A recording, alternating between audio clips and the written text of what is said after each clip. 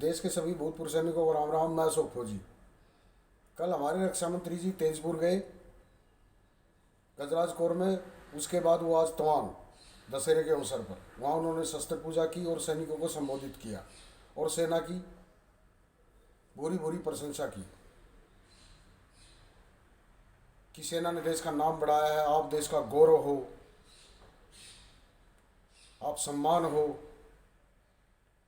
तो मैं रक्षा मंत्री जी से ये कहना चाहता हूँ, श्रीमान जी, ये जो जंतर मंतर में जो पूर्व सैनिक बैठे हैं ना, इन्होंने भी ये काम किया था, इन्होंने भी देश की सीमाओं की रक्षा की, इन्होंने भी गौरव बढ़ाया। अभी इन्हीं की पीढ़ियाँ हैं जो आगे ये काम कर रही हैं। तो आप वहाँ पे थोड़ा सा OROP-2 के बारे में भी बता देते कि आपने क्या दिया है। आपने ये भी कह देना था कि आपके बड़े बुजुर्गों को हमने सड़क के ऊपर में बैठा के रखा हुआ है। रक्षा मंत्री जी, आप वहाँ गए, बहुत बहुत धन्यवाद। सेना का उत्साह बढ़ाया, उसके लिए बहुत बहुत धन्यवाद। समय अभी नज़दीक आ रहा है। भूतपूर्व सैनिकों, आप सब लोग समझदार हैं। जय हिंद, जय भारत। आज की उपस्थिति ने गजराज कोर के उत्साह और जोश को कई गुना बढ़ा दिया है। गजराज कोर की स्थापना सन 1962 में हुई थी। गजराज कोर के बहादुर जवानों ने देश के लिए कई बलिदान दिए और भारतीय सेना का गौरव बढ़ाया है।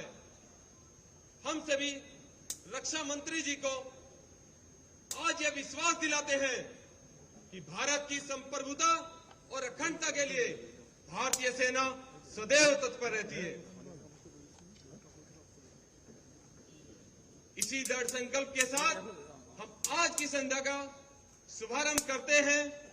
आपके समक्ष अरे एक मिनट, अरे दोरा सिंह इधर कैसे? घूमते घूमते आ गया। भाव के साथ आपके सामने लेकर आ रहे हैं 2 अरुणाचल स्काउट रेजिमेंट की उत्तर पूर्व से आया हम नौजवान।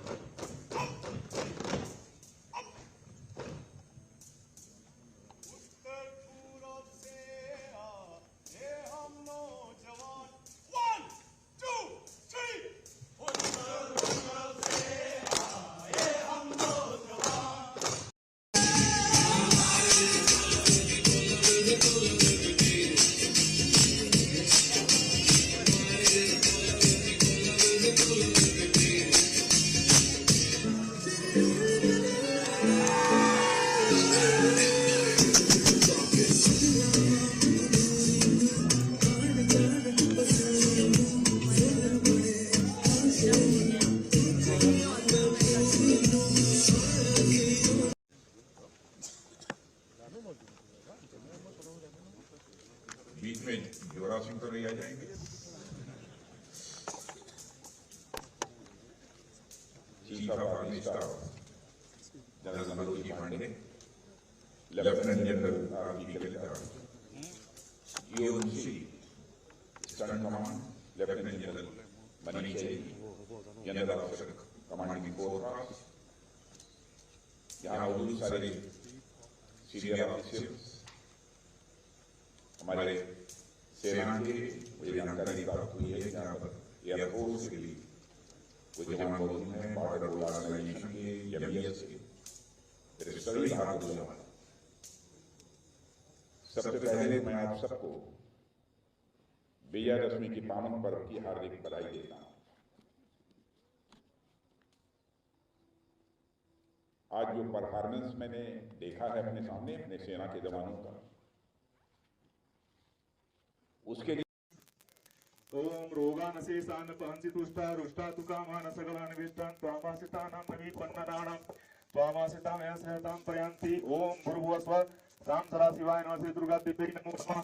सत पूजां निवेदयामि समर्पयामि। ओम शांति शांति शांति।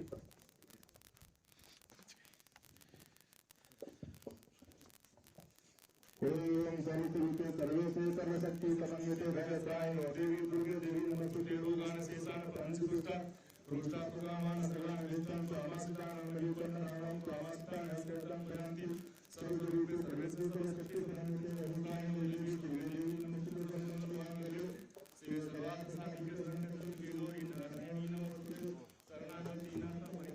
of Army Staff, General Manoj Pandey, Lieutenant General R.P. Kavita, GOC&C, Eastern Command, and Lieutenant General Manish Sehri, General Officer Commanding 4 Corps, सभी सीनियर ऑफिसर्स और हमारे सभी बहादुर जवानों, आज के 4 वर्ष पहले इस स्थान पर मैं आया था, लेकिन फिर मेरी इच्छा हुई कि एक बार विजयादशमी के पावन पर्व पर अपने बहादुर जवानों के बीच चलूं और उनको विजयादशमी के पर्व की मैं हार्दिक शुभकामनाएं दूं, उनको मैं हार्दिक बधाई दूं।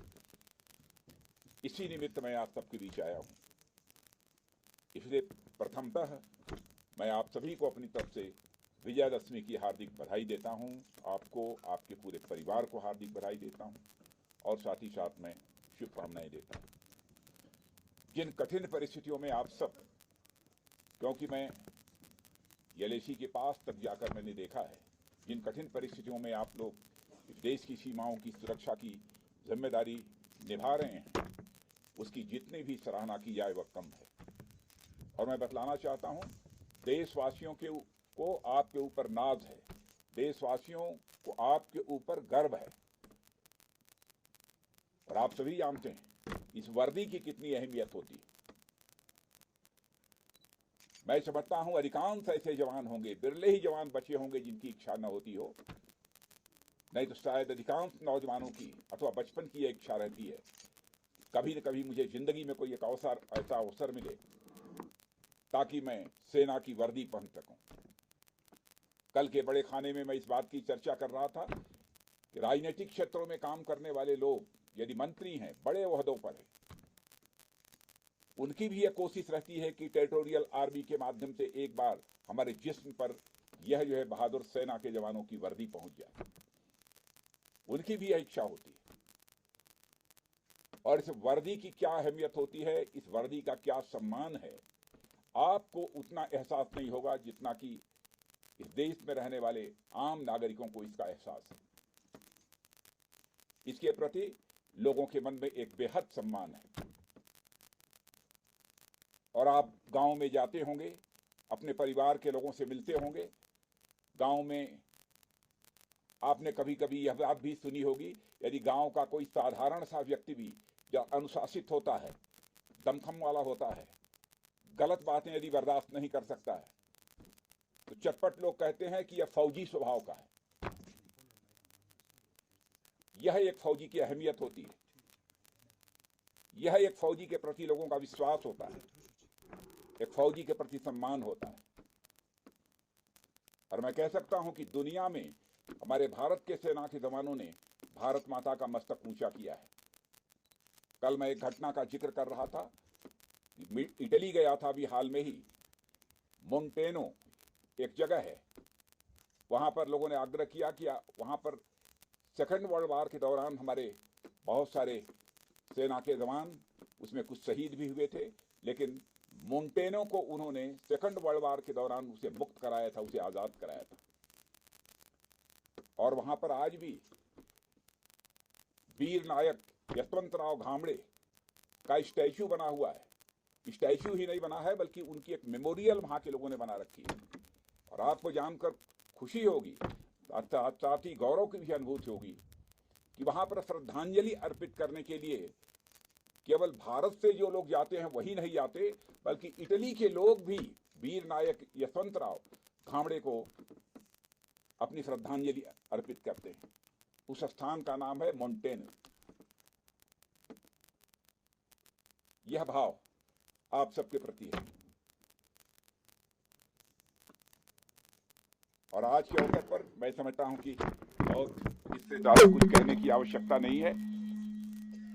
एक स्वाभिमान की भावना आपके अंदर होती है, वही यह जज्बा पैदा करती है। चाहे भले ही हमारी जान चली जाए, लेकिन हमारे देश की सीमा सुरक्षित रहनी चाहिए। और इसी स्वाभिमान की भावना के कारण ही भारत आजाद हुआ,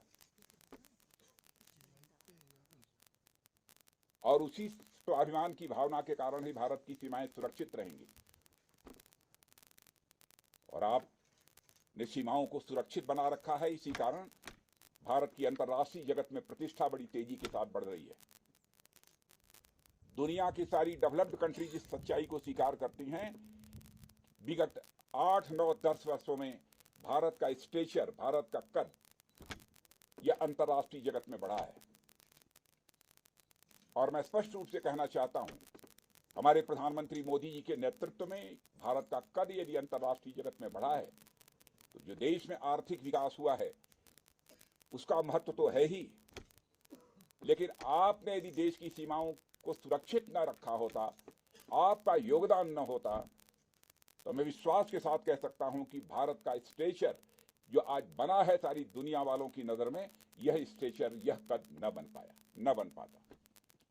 लोग ये मानने लगे हैं कि अब आर्थिक दृष्टि से भारत सशक्त हो रहा है और साथ ही साथ सैन्य शक्ति के मामले में भी भारत की ताकत बढ़ी है। पहले हम दुनिया के दूसरे देशों से हथियार इंपोर्ट करते थे, लगभग सारे के सारे हथियार हम इंपोर्ट करते थे, यानी लगभग 1100 करोड़